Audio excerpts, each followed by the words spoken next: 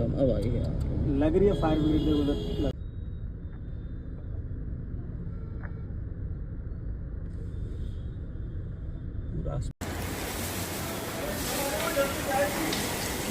ये है सामने वाला फ्लैट और हम लोग यहाँ से लगातार सामने वाले फ्लैट में पानी डालने की कोशिश कर रहे हैं। 11 तक आग पहुंच गई थी नीचे। साथियों, ये दृश्य किसी फिल्म का नहीं, ये हकीकत है। गाजियाबाद के इंदिरापुरम इलाके का एक नामी सोसाइटी गौड़ ग्रीन एवेन्यू, जहां कुछ ही मिनटों में एक घर की आग कई घरों तक पहुंच गई। 9th फ्लोर से उठी आग कुछ ही देर में ऊपर के कई फ्लैट्स को अपनी चपेट में ले लिया। कई परिवारों का सामान, यादें, जीवन भर की मेहनत कुछ मिनटों में राख हो गई।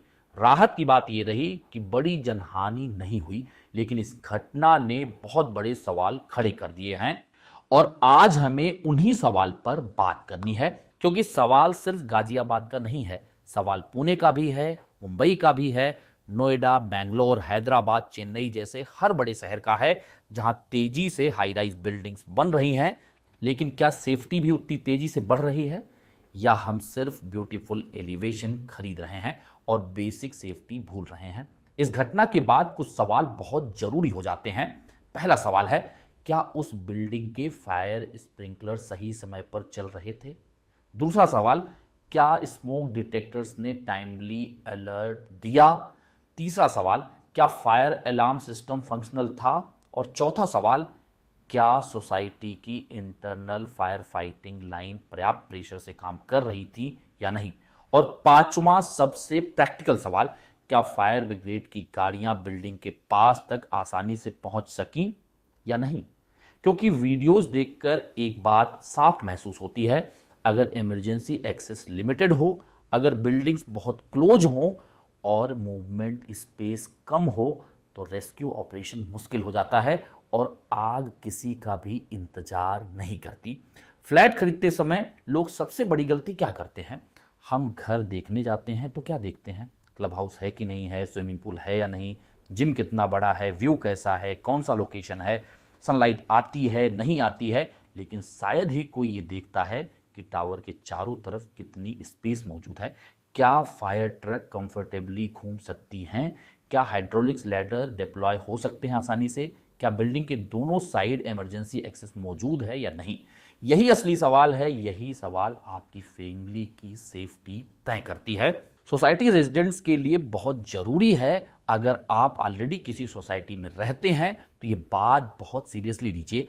हर 3 से 6 महीने में पूछिए, फायर अलार्म टेस्टिंग कब हुई थी, स्प्रिंकलर टेस्टिंग हुई या नहीं हुई है, स्प्रिंकलर्स के साथ साथ आपका स्मोक डिटेक्टर जो कैलिब्रेशन है वो हुआ है या नहीं हुआ है, फायर एक्सटिंग्विशर मौजूद है या नहीं, इमरजेंसी एग्जिट पर सामान तो नहीं रखा गया है, क्योंकि फायर स्टेयरकेस क्लियर नहीं होने से ऐसी स्थिति में आप बाहर नहीं जा पाएंगे। और कई बार जो है ये जगहें स्टोरेज रूम बनकर रह जाती हैं, क्योंकि कई सोसाइटीज़ में सेफ्टी इक्विपमेंट सिर्फ इंस्पेक्शन के लिए होता है, रियल इमरजेंसी में वो काम करता ही नहीं। और ये लापरवाही बहुत ही महंगी पड़ सकती है आपकी सोसाइटी के लिए। और घर के अंदर के हिडन डेंजर को समझिए। आग सिर्फ सोसाइटी की कमी से नहीं लग सकती, कई बार खतरा हमारे घर के अंदर भी मौजूद होता है। पुराने स्विचेज, लूज प्लग्स, सस्ते एक्सटेंशन बोर्ड्स, ओवरलोडेड सॉकेट, पुरानी AC wing, faulty inverter connection, heat damage wire joints और ऐसे छोटी छोटी चीजें कई बार एक छोटा स्पार्क देती हैं और कुछ ही मिनटों में पूरा घर आग की चपेट में आ जाता है। सिर्फ आपका नहीं, पास वाले फ्लैट का भी, ऊपर का भी और नीचे के फ्लैट भी रिस्क में आ जाते हैं। हाई राइज लिविंग में आपकी एक गलती दूसरों के लिए भी खतरा बन सकती है, इसे समझना आपके लिए बहुत जरूरी है। जो लोग रीसेल फ्लैट ले रहे हैं उनके लिए भी ये जरूरी है कि आप फायर पंप फंक्शनल है या नहीं जिस सोसाइटी में ले रहे हैं उसे देखिए, वाटर प्रेशर एडिक्वेट है या नहीं ये भी देखिए, रिफ्यूज एरिया एनक्लोज तो नहीं है, क्योंकि जैसी सोसाइटी पुरानी होती है लोग अपने पुराने स्टफ वहां पर ले जाके जो है एक तरीके से रख देते हैं, वो भी समस्या पैदा कर सकती है। इमरजेंसी एक्सेस आपका हमेशा जो है वो क्लियर होना चाहिए और मेंटेनेंस टीम ट्रेंड होनी चाहिए कि ऐसे सिचुएशन को वो हैंडल कर सके। इन सब बातों की जांच कीजिए। लोकेशन अच्छी होना काफ़ी नहीं है, बिल्डिंग सेफ भी होना बहुत ज़रूरी है।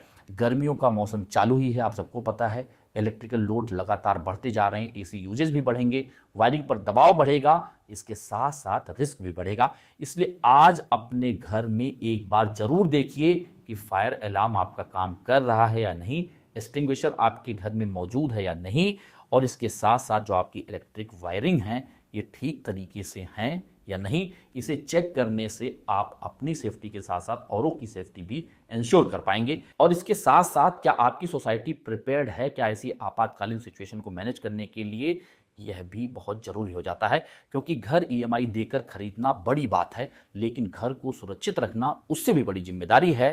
आपका सतर्क रहना, आपका सवाल पूछना और सेफ्टी को लग्जरी नहीं नेसेसरी मानना आपके लिए जरूरी हो जाता है। यही समझदारी है, यही जिम्मेदारी है और यही सौदागर का संदेश भी आपके लिए। तो साथियों, आप सभी लोग इन बातों का ध्यान रखें। अपने घर पे सेफ्टी के लिए हमेशा कुछ न कुछ चीज़ें जो हमने वीडियो में बताई उसे चेक करते रहें। आपका कोई सुझाव है तो हमें कमेंट में लिख के बताएं। यदि आपको सौदागर का वीडियो पसंद आ रहा है तो इसे लाइक शेयर करने के साथ साथ अपने चैनल को सब्सक्राइब करना ना भूलें। जल्द मिलेंगे एक नए वीडियो के साथ, एक नई इन्फॉर्मेशन के साथ। तब तक के लिए धन्यवाद, नमस्कार।